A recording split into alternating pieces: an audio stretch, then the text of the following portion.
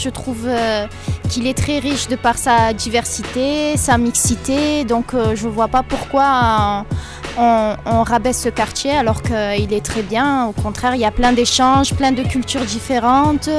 De mondes différents aussi, hein. Il y en a même qui viennent d'autres continents. Moi, je trouve que c'est pas désagréable.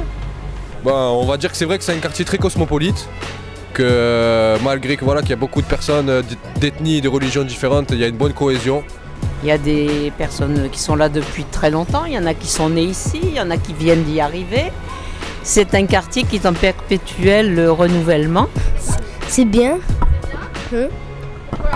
parce qu'il y a mes collègues et tout. Il y a mes anciens collègues.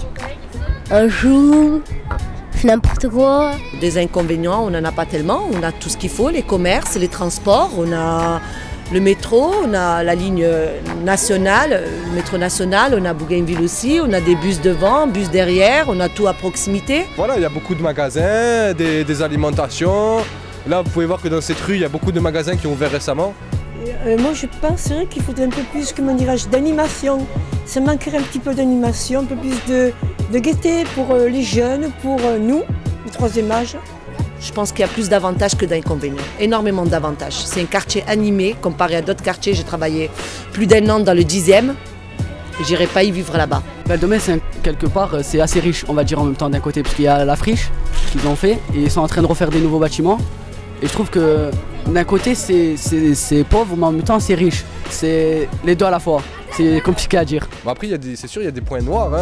Moi, je vous avouerai que je trouve que dans la Belle de Mai, ça manque d'espace vert. Je trouve que voilà, on voit beaucoup de voitures, beaucoup de pollution, tout ça, on en mange beaucoup.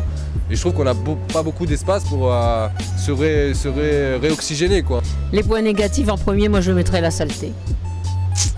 Le manque d'entretien régulier.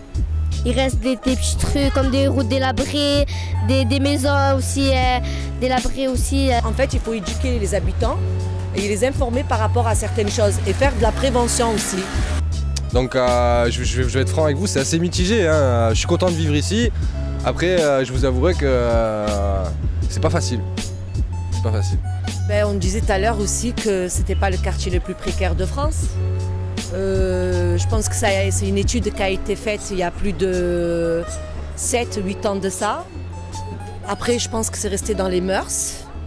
Les gens, ils n'ont pas arrêté de l'amplifier, de le répéter au quotidien, que c'est le quartier le plus défavorisé de France. Avant, c'était d'Europe, maintenant c'est de France. Lui qui a dit ça, c'est pas bien, parce qu'il y a des gens qui sont pauvres et des gens qui sont pauvres et ils sont pauvres. Il y a des gens qui sont riches, ils sont riches. Il y a des gens qui sont moyens, ils sont moyens. Je peux rien dire. Il y a pire, je pense qu'il y a pire quand même. Il y a des gens qui vivent vraiment dans des bidonvilles. Après, je dis pas que les appartements sont super. Mais je pense quand même qu'il y a beaucoup pire. On n'est pas le quartier le plus pauvre, c'est pas nous. C'est pas 13003 à Marseille, c'est pas nous là. Si j'étais présidente du 3e, qu'est-ce que je ferais? Pas une piscine ou quoi. Pour l'été, on a la place café et tout. J'aménagerais des parcs pour enfants. Disons qu'il faudrait que ça soit un peu plus, comment dirais-je, on va dire un peu plus surveillé. Et j'arrangerai les routes, j'ajouterai des jardins, des trucs comme ça pour les enfants et tout, des loisirs et tout. Je reconstruirai et rénoverai beaucoup d'appartements parce que je trouve que pour moi c'est assez sale. À tous les clochards et tout, à tous ceux qui n'ont pas de sous et tout, je leur donnerai des sous. Je leur donnerai vers les 1 million comme ça. Il y a des richesses dans le sens où il y a du monde. Après, la richesse, elle est dans tout le monde, mais il faut savoir l'exploiter.